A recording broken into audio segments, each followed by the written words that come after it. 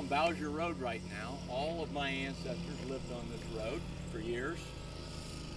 And I was told a story here that's one of my favorites. The person that brought me here was Ralph Bowsher. He brought me with another individual that was also related to the Bowshers.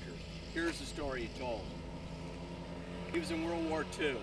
He was on a demolition team. They went into a German town and they were supposed to blow a bridge. He was the youngest guy. There were 5 men in the team.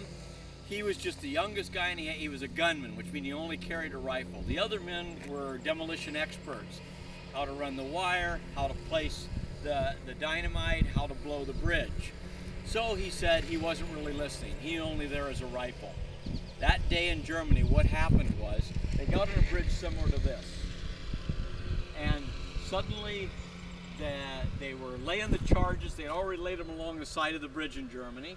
They had run the wire back and they had the plunger and they pulled up the handle. Suddenly a Messerschmitt came down, a German plane, and it opened up on them. It started shooting approximately, he said he went to the edge and he went against the girder, the gunman that told me the story, and he laid against the girder. And he said when he looked up, he said all the men had been killed, ironically. Every man, the last man that was going to push the plunger was gurgling blood and laying on his back. And he died right in front of him. Now he realizes he's the only man left alive. So he looks down and suddenly he sees 2 German soldiers that come over a bank and they're standing on the other side and they're shooting at him. And here's what the man told me. And he acted this out right in the very place I'm telling the story on this, and there's going to be a reason for telling it at this bridge. He said he turned to the bridge and he laid his eyes down because he realized how close those Germans were shooting at him. He was going to die. And he told me right here at this place, it was his last moment on earth. And he turned here, and the story of this, the name of the story is Rivets. He stared at these rivets and he said, here was his thought. This was the last thing he was ever going to see on earth, was these rivets on this bridge, on that German bridge. And as he laid his head down on it, he said, suddenly everything went in slow motion. He no longer heard gun firing. He heard children laughing. And when he raised his head up, he was in his mind at this very bridge we're at now on Bowsher Road. He was a child again of 11 years old, and he was laying against here resting while the other kids were swimming in the creek right down here. He said everything was surreal. He looked around, everything was in color. He saw everything. He saw the children swimming, he saw himself there, and for a minute he was back in his own childhood. And then when he raised his head up a little more and he looked over at the side of the road, the Germans reappeared and they started shooting again. He was back in real time.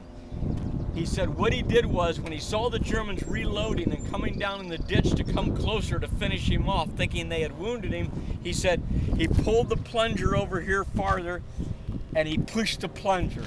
There was a delayed reaction, and the 2 men had gotten on the bridge, the Germans with their rifles, and the whole bridge exploded into pieces.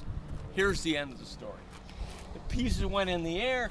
He said he ran, he joined another unit, he went through the war, he came home, he came down the road right down here and lived on Bowsher Road the rest of his life. He has never told the story till he came back here in 1971 and retold the story.